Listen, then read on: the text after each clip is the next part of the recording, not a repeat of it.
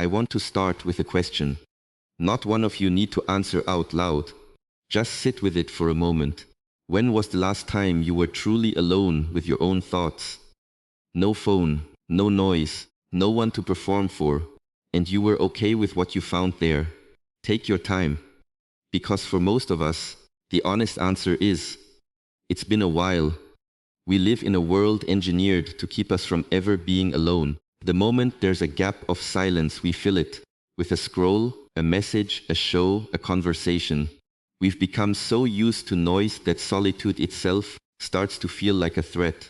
And yet, the people who have built anything real, anything lasting, in themselves or in the world, all seem to share one quiet secret. They learned how to walk alone.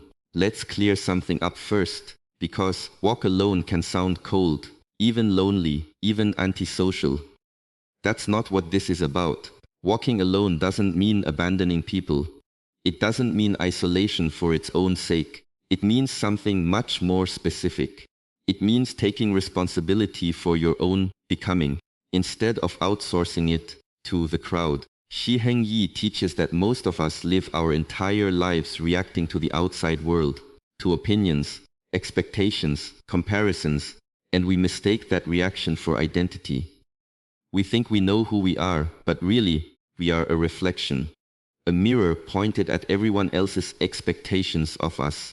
He describes the ego like an onion, layer after layer built from other people's judgments, our own past failures, our fears of not being enough.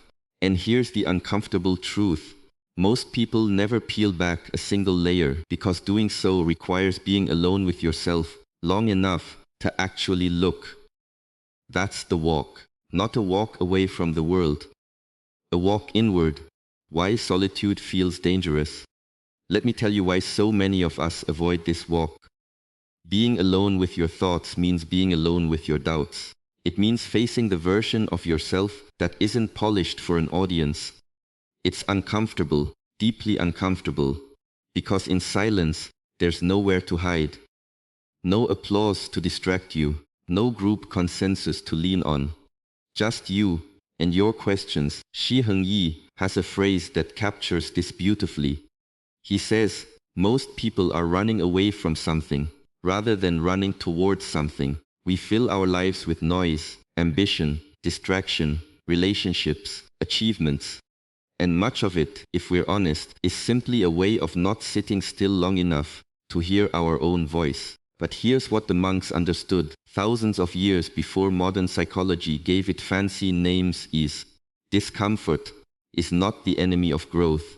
It is the doorway to it. Every strong tree you've ever seen didn't grow in a crowd of shelter. It grew by pushing roots deep into the ground alone, developing its own strength against wind and weather. No other tree can do that growing for it. And neither can another person do your inner growing for you, the discipline of walking alone. Now, walking alone doesn't happen by accident. It's a discipline, a practice. The way training a muscle is a practice. Shi Heng Yi grew up in the Shaolin tradition, where discipline isn't punishment, it's devotion. Every single day, monks wake before dawn. They train the body, they train the mind, and crucially, they train in silence. Not because silence is comfortable, but because silence is where clarity lives. Think about what that means practically for you and me outside a monastery, in ordinary modern lives full of deadlines and notifications. Walking alone might look like this breath is real. 10 minutes each morning before you touch your phone, just sitting with your own thoughts, making a decision based on what you actually believe is right, not what will get the most approval. Sitting with a failure instead of immediately explaining it away or numbing it with distraction. Doing the work, the writing, the training, the studying, the healing, on the days when absolutely no one is watching and no one will know if you skipped it. That last one matters most. Character is built in the moments no one applauds. Discipline is not what you do when you're inspired. It's what you do when you're not. When it's just you, alone, and the choice to show up anyway. What you build in the silence. Here's the part I want you to really hold on to. The walk alone isn't the destination. It's not about becoming a hermit, or rejecting relationships, or pretending you don't need people. Because you do, we all do. The walk alone is what happens before you meet the world, so that when you do meet it, you meet it as someone whole, not someone hungry for validation to fill a hole they never dared to look into. Self-mastery is not controlling other people or circumstances, but as the mastery of your own reactions, your own mind, your own ego. And that mastery is only built in solitude, because that's the only place where there's no external force to blame, no audience to perform for. Just you, choosing again and again who you're going to be. Think of the strongest, calmest, most grounded people you know. I'd guess that what makes them different isn't that life has been easier for them. It's that somewhere along the way, they stopped needing everyone to understand them in order to keep moving forward. They found a center that didn't depend on the crowd's approval. And that center, that quiet, unshakable sense of self, is built one solitary walk at a time. The walk is a practice, not a destination.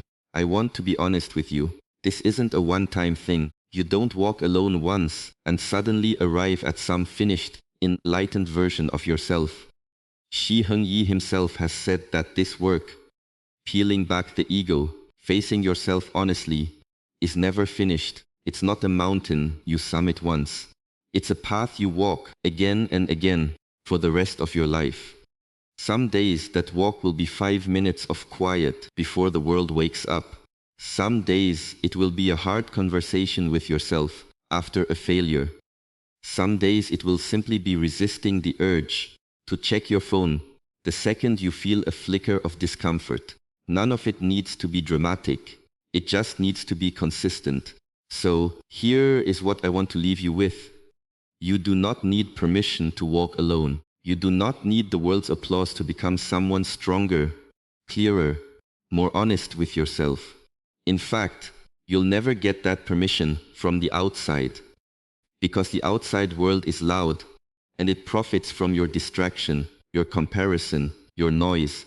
But somewhere in you there is a quieter voice. It's been waiting for you to stop outsourcing your identity to everyone else's opinions and start doing the slow, unglamorous work of building yourself. One honest, solitary step at a time. You don't need a crowd to become who you're capable of being. You just need the courage to walk alone long enough to find out who that person really is.